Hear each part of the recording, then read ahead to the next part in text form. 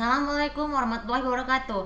Kembali lagi dengan saya Saskia Fatunisa Hanuranto di channel YouTube aku Saskia Fatunisa dalam episode dari hal ini saya akan membahas topik tapi sebelum itu saya mau menjudge pada mahasiswa di kampus saya itu Bina Sarjana Informatika atau BSI yang gini.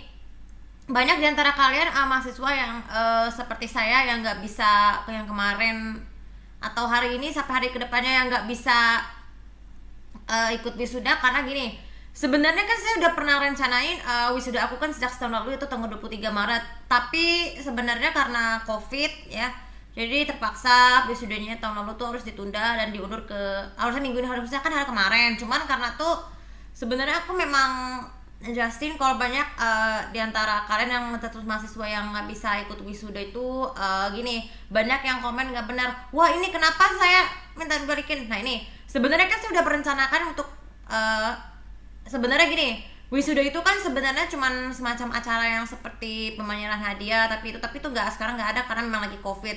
Karena Covid ini mengakibatkan mahasiswa BSI yang yang punya rencana yang lebih jauh untuk wisuda akhirnya pupus karena memang sebenarnya penundaan wisuda itu yang berkali-kali itu yang menyebabkan mahasiswa seperti saya itu sepertinya lupa ya. Ini aku udah baca beberapa live streaming dari video wisuda BSI yang hari ini sama kemarin.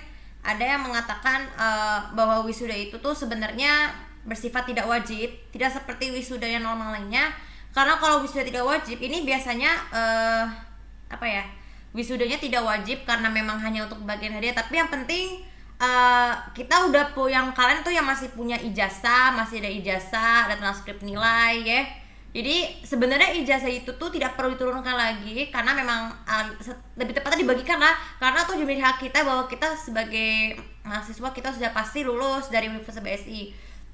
Saya nggak akan mengulang kalian supaya kalian bisa tahu kenapa sih banyak mahasiswa yang nggak bisa ikut wisuda, karena alasannya banyak sekali, terutama yang paling fatal adalah lupa. Karena memang sebenarnya tuh saya udah pernah buka ini sih, memang selama ini saya memang sebagai mahasiswa yang dulunya saya selalu membuka website untuk informasinya secara lebih detail ya, selalu info kampus baik wisuda, ujian semester, ujian akhir semester. Ini sampai ada komen bilang dia dari Santi Agustin mengatakan, hore saya wisuda maupun gak datang, tapi di alasannya karena memang seperti saya juga. Dan juga dari Diki Zulfahmi mengatakan bahwa walaupun raga saya tidak datang di sana, akan tetapi nomor bangku saya di sana menjadi saksi bahwa ada saya wisuda. Nah, jadi itu.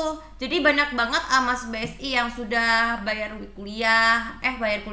wisuda atau pemberian toga atau ngejual toganya, tapi berkeinginan wisuda tapi namun akhirnya ditunda walaupun saya udah terbiasa tahu cara melakukannya bagaimana. Jadi makanya jangan berharap ada kesempatan kembali berwisuda karena nggak boleh lagi wisuda ya. Anggap saja itu semua baju toganya itu sebagai kenangan-kenangan bahwa kita akhirnya saya wisuda walaupun nggak datang. Jadi wisuda itu memang bersifat tidak wajib ya. Kalau yang bersifat wajib tuh misalnya ikut seminar. Jadi memang sih karena masa pandemi ini pemerintah memang belum bisa menanggulangi pencegahan COVID-19 ya. Tapi kita berdoa aja semoga setelah Covid selesai para junior-junior di BSI lainnya bisa kembali kuliah dengan normal dan bisa buka mahasiswa dengan lebih teliti lagi dan gak ada penundaan lagi seperti sekarang. Karena memang banyak yang memprotes di sosial media bahwa penundaan wisuda berkali-kali itu membuat kita sebagai mahasiswa yang itu merasa lupa. Oke, jadi ini pesannya deh. Jadi jangan berharap ada kesempatan untuk berwisuda lagi. Misalnya kalau kita sudah ketinggalan jadwalnya, anggap saja semua sudah selesai. Jadi makanya kita yang merasa di rumah, yang di sananya itu maupun raga kita sebagai wisudawan tidak ada, tapi saya sudah, yang penting saya sudah wisuda ya. Yang penting saya udah wisuda walaupun namun gak datang. Oke, itu ya.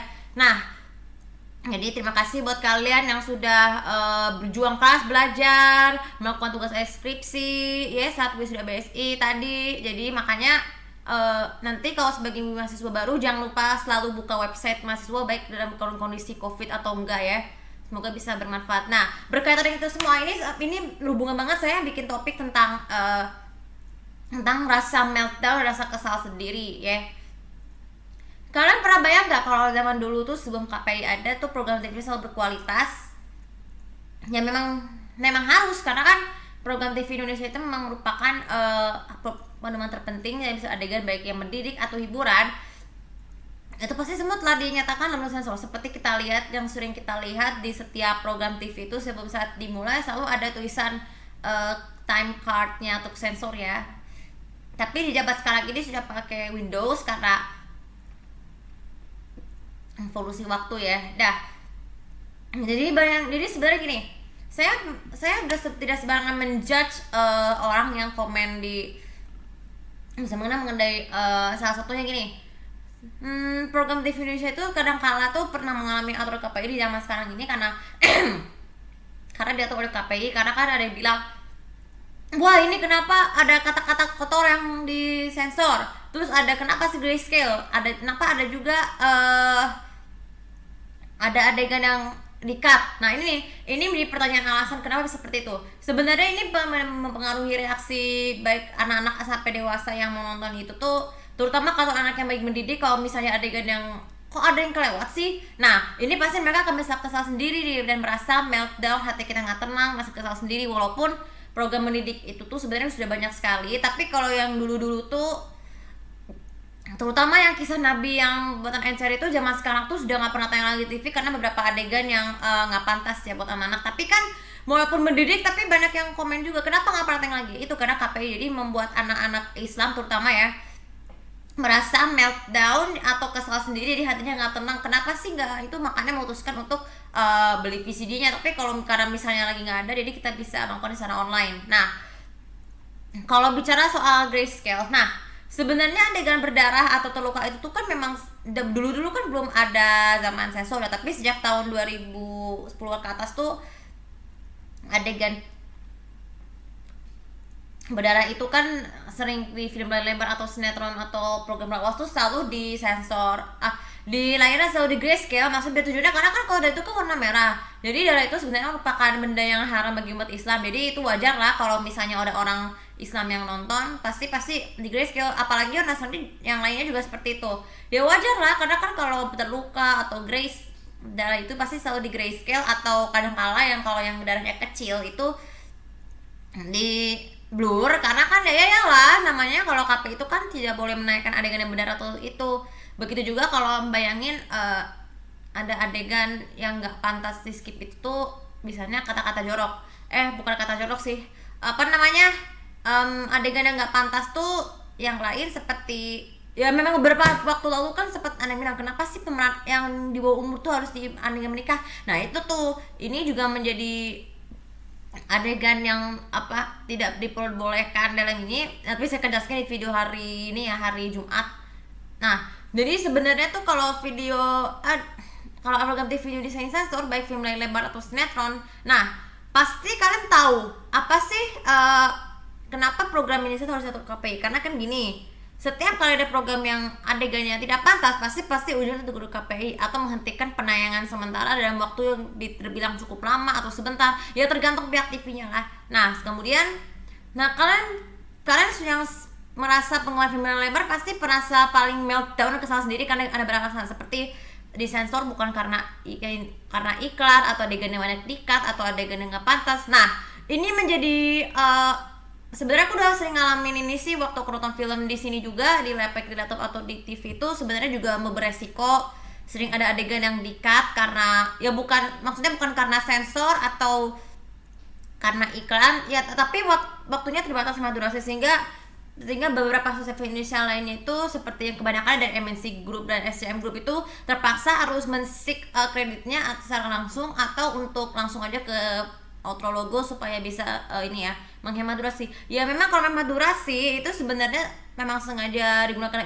Ada banyak komen, ini kenapa iklannya lama banget? Nah itu sebenarnya iklan Indonesia itu bisa berbeda-beda. Yang paling lama itu tuh di MNC Group atau SCM Group, misalnya MNC TV, Indosiar, SCTV, RCTI, dan JTV itu membutuhkan waktu 10 menit ya iklan. Jadi otomatis sehingga program yang semasa ditanyakan ini harus sengaja di adegannya sengaja di-cut ya, karena memang itu tadi waktunya terbatas. Nah bagaimana cara mengatasinya? Jadi itu yang membuat kita sebagai penonton tuh merasa meltdown sendiri, kena sendiri, sehingga ini kenapa sih kok nggak ada suara aslinya. Nah itu tuh ada banyak yang bilang. Jadi kita tuh juga merasa meltdown dan kesal sendiri karena tidak suka nih. Saya nggak suka ada adegan yang nggak disensor. Saya juga nggak suka nih ada adegan yang dikat bukan karena iklan atau karena adegan yang nggak pantas. Tapi adegan yang pantas sih kalau di Blue mah nggak masalah. Terus adegannya sering dilewatin atau di skip bukan karena iklan. Nah itu tuh sebenarnya sekarang ini banyak film Indonesia yang Tanwisu itu kebanyakan di skip adegan yang bukan karena sensor atau ketika seperti yang dialami tadi sudah ngalamin di film Calon Bini. Tapi kebanyakan yang paling sering itu tuh adalah MNC TV dan SCTV karena keduanya sama-sama punya ciri-cirinya film layar lebarnya sering kali di adegannya sering di-cut atau bukan karena sensor atau bukan karena iklan, tapi kalau menghemat durasi waktu atau kreditnya dan juga kredit sering di-sync ya. Di-sync itu maksudnya kayak dipercepatin kayak recording gitu ya yang pernah saya alamin. Dan jadi saya udah pertama kali itu sejak lebaran, jadi saya melihat wah ini kenapa sih filmnya di-sync gitu. Jadi sehingga kesulitan untuk langsung kronologi sama aja sih karena memang bertujuannya untuk menghemat durasi. Jadi cara mencegahnya adalah kalian bisa download film favorit kalian yang pernah tayang di TV di komputer atau laptop, kemudian disambungkan ke TV atau ke laptop dan PC supaya nanti untuk bertujuan untuk mencocokkan adegan yang asli dengan adegan yang ada di TV. Kenapa seperti itu? Karena kalau saat perdana biasanya kan adegan itu kan biasanya full, tapi kalau setelah jauh-jauh hari tayang lagi akhirnya adegannya sering di-cut bukan karena sensor atau karena iklan, tapi untuk menghemat durasi waktu. Jadi itulah alasan. Jadi beginilah program TV sama sekarang tuh kalau film lebar tuh kebanyakan sering adegannya disingkat untuk membatasi supaya tidak memperpanjang atau memperpendek durasi harusnya tayang. Seperti contoh kalian dibayangin nonton film lebar TV misalnya harusnya jam setengah yang kebanyakan jam setengah 1 namun diunduh dari jam 27. Nah itulah ciri khasnya maksud sering mempercepat. Oke, jadi oh ya satu lagi, jadi sebenarnya pesan buat kalian dan ini jangan merasa kalian menonton sendiri itu adalah resikonya. Jadi resiko untuk film lebar di Indonesia adalah sering diskon. Makanya jadi kalau kalian punya filmnya silakan download di tapi lihat di video sebelumnya. Nah inilah yang harus kita perlu. Jadi merasa menonton kesal sendiri itu jangan dianggap remeh kalau misalnya ketinggalan event. Jadi anggap saja itu sebagai pengingat bahwa ini cara untuk melatih konsentrasi fokus atau lebih detail lagi ya. Oke, itu aja untuk video kali ini, semoga bisa bermanfaat dan saya mengucapkan selamat juga para wisudawan wisudawati wisudawan BSI yang seangkatan sama saya yang udah beruntung bisa mengikuti wisuda. Dan kalau yang nggak bisa ikut wisuda bisa jadi saksi bagi teman-teman kalian yang ikut wisuda, karena meskipun ada mahasiswa seperti saya ya dan yang lain teman-teman lain yang nggak bisa datang walaupun sampai wisuda, tapi kita masih beruntung saya sudah di wisuda walaupun dari jarak jauh. Oke, terima kasih untuk videonya. Jangan lupa seperti biasa untuk komen, like, dan subscribe channel di bawah ini untuk mendapatkan info yang lebih detail tentang aku ya. Oke, terima kasih. Assalamualaikum warahmatullahi wabarakatuh.